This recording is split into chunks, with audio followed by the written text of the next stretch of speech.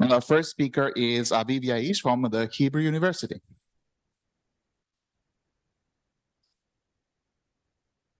Hi, everyone. This is joint work with Kai Wachin, Li Zhu, Aviv Zohar, and Arthur Gervais. So I believe everyone here should be familiar with Ethereum's transaction fee mechanism. In Ethereum, the amount of computational resources that are required to execute the transaction are measured in a unit called gas. Once a transaction is accepted into a block, it should compensate the proposer who created the block in a manner that's proportional to the amount of gas it consumed. Even if a transaction reverts, it should pay for all the gas it consumed until the moment it reverted. And this is a bit surprising, because if a transaction reverts, then that means that any changes it made to Ethereum's state are rolled back to what they were before the transaction was executed. So why should transactions that are reverted pay any fees? This is done to prevent cheap denial of service attacks against Ethereum actors. So if reverted transactions would not pay anything, then adversaries could create transactions that revert and that are very computationally intensive, and would thus drain all the computational resources of proposers and builders. And in the hypothetical case, when reverting transactions don't pay anything, then this attack would be free. So it's important that reverting transactions pay fees. And in this paper, we're trying to ask, is this enough? Does this take care of all denial of service attacks relating to the gas mechanism? And unfortunately, the answer is no. In particular, the answer is no, because it doesn't take care of transactions that are not included in blocks. Only transactions that are included in blocks can pay transaction fees. So why would any proposer or builder even try to execute transactions that cannot be included in a block? Well, actors do not know that in advance. And furthermore, actors regularly attempt to speculatively execute transactions. For example, when builders and proposers construct blocks, if their block is full up to the maximal capacity, and they hear of a new, very lucrative transaction that pays more fees than any transaction contained within the block, then it stands to reason that they should maybe kick out one of the existing transactions in the block and admit the new lucrative transaction instead. And any resources invested in a transaction that was kicked out are sunk cost, right? The creator of the block could not be compensated for executing it.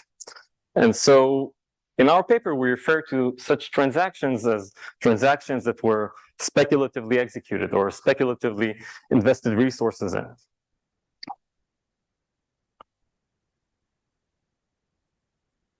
In this paper, we devise multiple attacks, all relying on this insight.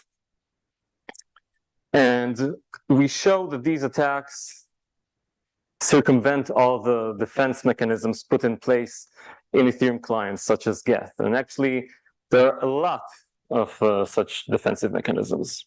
To show that our attacks actually work, we implemented and executed them on local private testnets that rely on Geth, the most popular Ethereum execution client.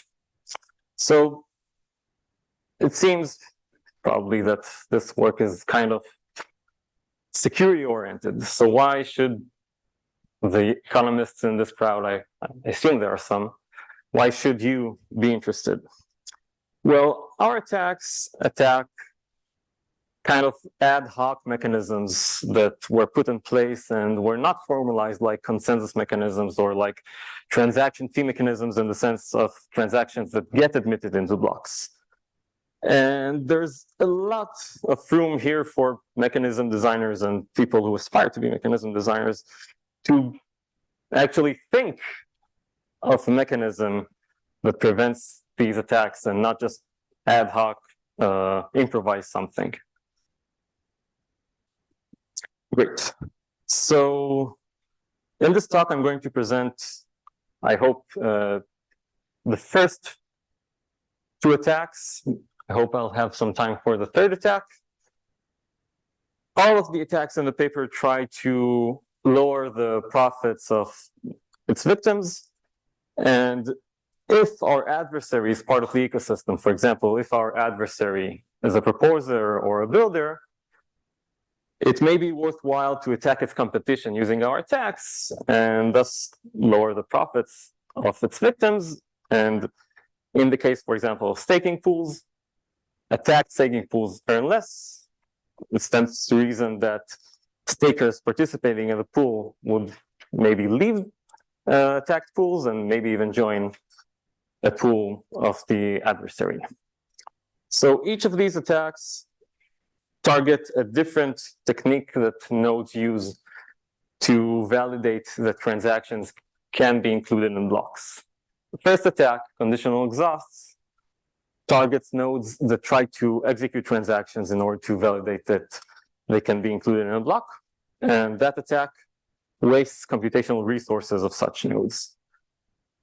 Some nodes, instead of trying to execute transactions immediately, try to first apply heuristics to rule out any transactions that can be easily verified to not be inclusion worthy. For such nodes, we devise the membridge attack. And lastly, some nodes try to use, besides heuristics, also some kind of reputation mechanism to prioritize actors that send transactions that consistently get into blocks and deprioritize all the other actors. And for such nodes, we have the ghostix attack. Great. So the first attack, conditional exhaust, has multiple variants in the paper, but I'm going to focus on one in particular, which targets nodes that attempt to censor some transactions. I bet you've heard that last year OFAC issued sanctions against Tornado Cash and Ethereum Mixer. Nodes that wish to comply with these sanctions censor all transactions that interact with Tornado Cash addresses. And according to data from yesterday, at least over the past 2 weeks, more than 73% of all blocks were created by Ethereum builders who comply with these sanctions. So it seems censorship is quite widespread in the ecosystem. Our attack, specifically this variant, can target sanction-compliant actors, for example, builders or proposers, any actor that attempts to create blocks. So let's say that the upcoming proposer is sanction-compliant. Our adversary can create the following transaction. So the transaction begins with a simple if condition. Is the address of the proposer in a set of sanction-compliant addresses? If that's the case, the transaction executes very complex code, which culminates with a very, very minimal transfer of one way to a sanctioned entity, for example, to Tornado Cash. Because of the huddling problem in the general case, an actor cannot know in advance that a transaction would culminate with such an operation. And as such, actors must execute transactions in their entirety to realize that actually this should be censored and that they're not going to get any money from this. On the other hand, if the address does not correspond to a compliant address, then the transaction simply ends, doesn't do anything. This allows us to save on costs when such transactions, if and when such transactions eventually get into the blockchain. So if an adversary submits such transactions, even if it's very targeted towards a specific proposer, proposers can always broadcast these transactions to everyone, meaning that such transactions may eventually enter the chain. And so when they do enter the chain, it's only via this simple code path. And the simple code path consumes 23,000 gas roughly, which is roughly 10% more than the most minimal Ethereum transaction you can create. So it's...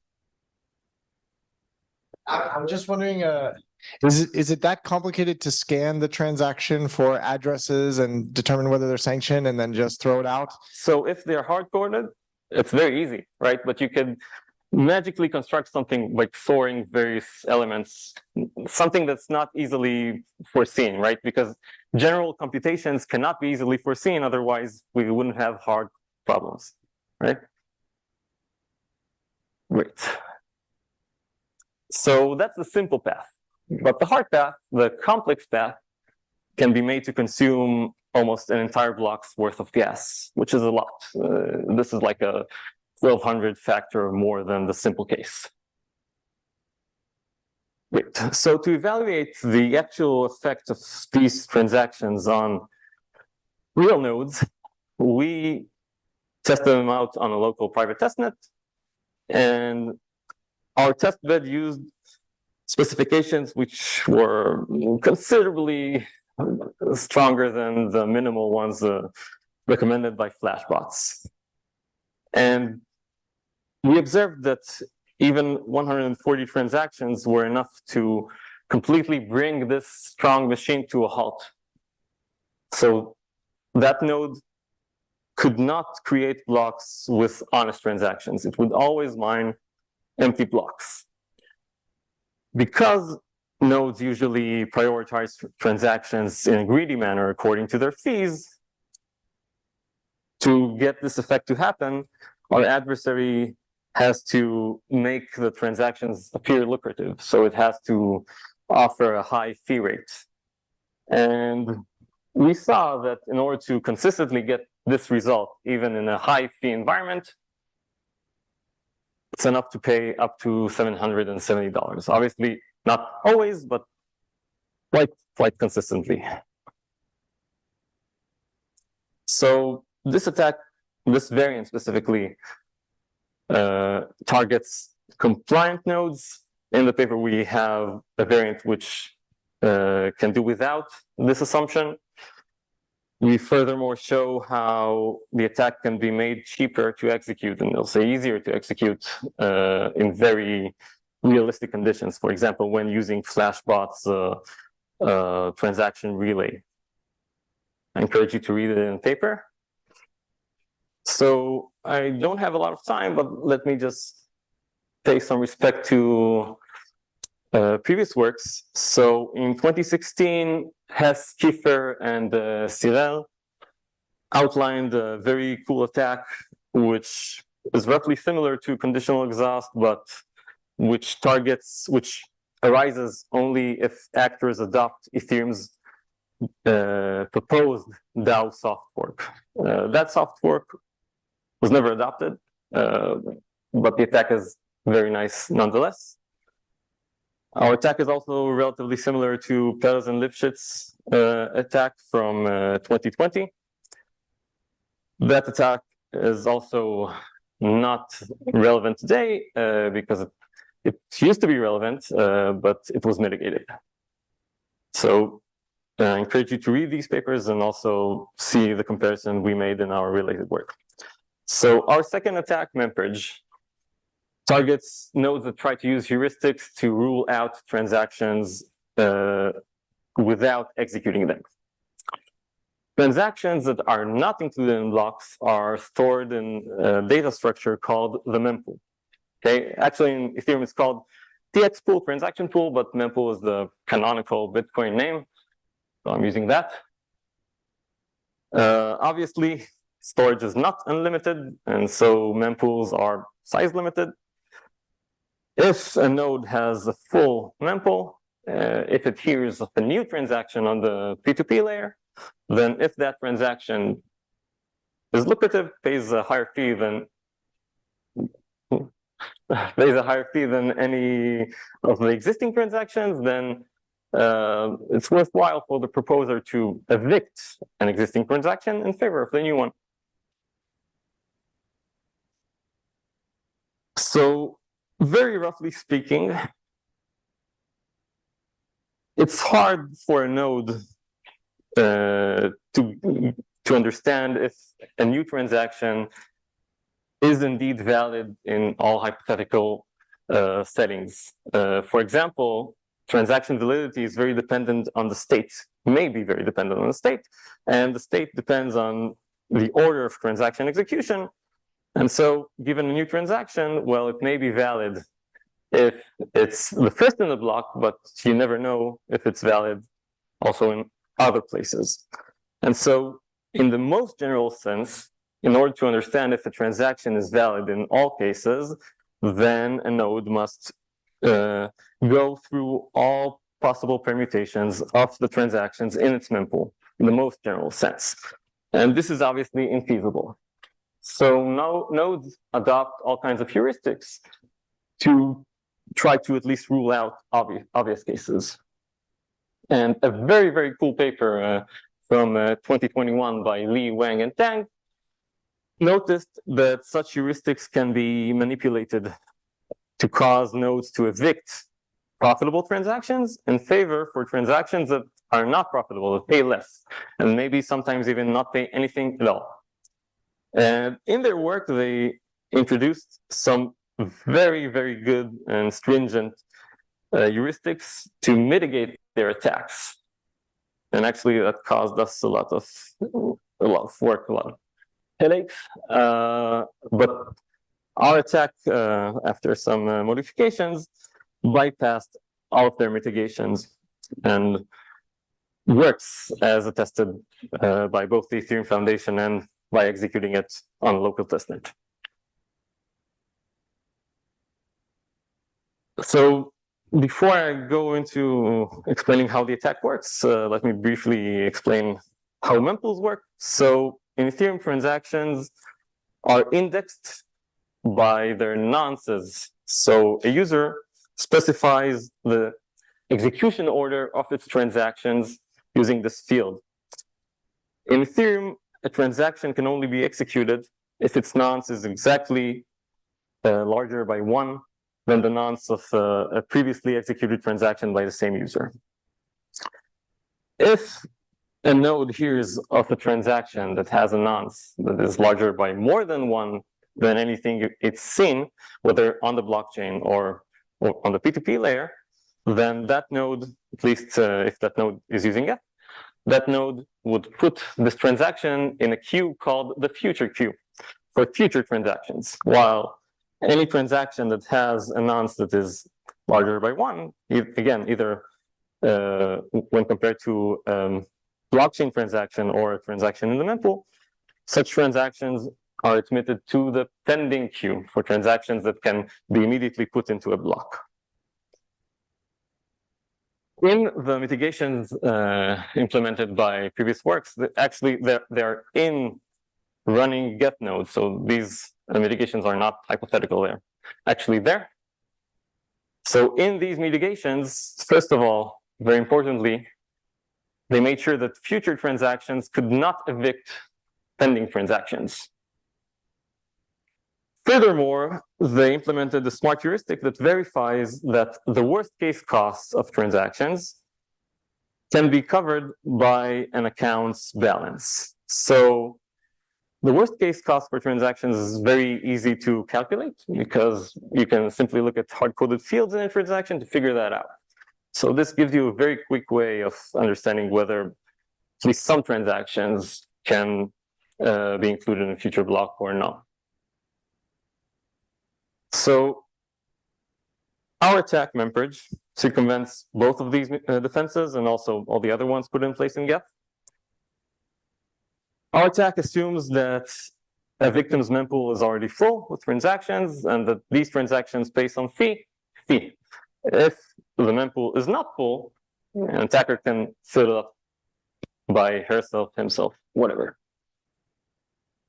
Our attack proceeds in phases. In the first phase, the attacker creates chains of 16 transactions each. Each chain consists of transactions with consecutive nonces. And all of them pay fees that are higher than the honest transactions already in the mempool. So the first transaction in each chain pays fee plus 1, and the rest pay fee plus 3. These transactions, besides paying fees, don't transfer any value. In the second phase, our attacker creates replacement chains that attempt to replace the first chain from the first phase. Each such chain begins with a transaction that pays a fee of fee plus 2 and transfers some value, which is larger than 0. Then the adversary submits transactions with a nonce that is not pending, a future nonce. All the transactions with future nonces for that chain, each one of them pays a fee of fee plus 4, and they transfer all of the funds in the adversary's balance. Each one of them transfers all the funds. But the mitigations put in place by previous works only try to check if transactions can cover, if balances can cover transactions for pending transactions, but not for future transactions. So these evade detection. Then an attacker fills the gap, the nonce gap, with the missing transaction. This causes the rest of the chain to be admitted to the pending queue. And now we have a chain in which all transactions except 2 are invalid. If you notice, because the first chain transfers some value, and the third transaction attempts to transfer all the funds of an adversary, these cannot coexist. In the paper, we show how an attacker can further create chains that pay even less. Okay, so these are chains that are 16 transactions long. An attacker can do even better than that. And we have additional variants. So I probably don't have enough time to go over ghost ticks, but let me just briefly say that in the PBS ecosystem currently in place in Ethereum, proposers have to blindly sign on blocks. So they receive blocks from, let's start from the beginning. Searchers are entities that are good at extracting value from transactions. They submit bundles of transactions to builders who are very good at packing blocks with bundles of transactions and regular transactions. Builders transfer their blocks to relays, who transfer the highest value blocks to proposers. If proposers could see the contents of blocks, they could just copy them and not have to pay anyone anything. So proposers have to blindly sign blocks. This means they cannot validate that blocks are valid. So someone has to do that for them. In our case, these are the relays. And furthermore, at each step of this chain, each actor has to validate that everything is valid. So builders cannot blindly trust searchers. They have to validate that bundles are valid. Relays have to validate that the blocks sent by builders are valid, and all of that. Otherwise, actors would expose themselves to cheap denial of service attacks. So in the PPS ecosystem, at least in Flashbot's case, they use a reputation system which prioritizes nodes that consistently create bundles and blocks that wind up on chain and deprioritize the rest. So in Ghost Ticks, we show how this can be manipulated. Here it's for an attacker who is the proposer for the next block, but there are other variants. So in short, an attacker creates transactions that appear lucrative, and so searchers incorporate them in bundles. But because the attacker is the upcoming proposer, that attacker can make sure that all these bait transactions become invalid after the first transaction in its block, if that first transaction simply transfers all the funds that are used in these transactions to a different account. Because these bundles and blocks and whatnot are now invalid, all of these actors would be penalized in Flashbot's reputation system. So in the paper, we have additional attacks. And I don't have any time, so let's conclude. Questions?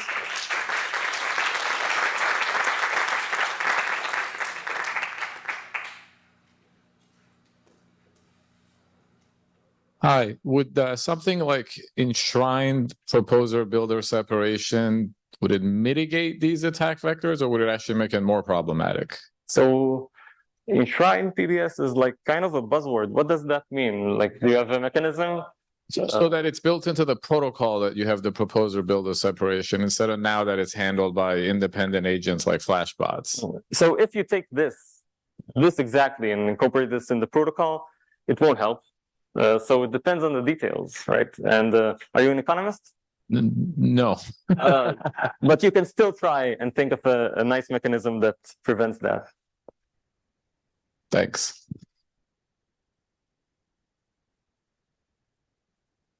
We're already seeing optimistic relays win the majority of blocks. So, I mean, your one point was that, I mean, and that what that does is that the relays don't validate the transactions in the block, that the block builders are financially incentivized not to create blocks that that aren't valid. I'm just curious your thoughts on the prevalence of optimistic relays, given the fact that they're winning most of the blocks now. To be honest, I'm not that familiar with optimistic. Ultrasound relay by Justin Drake is Yeah, I'm not familiar with how they operate.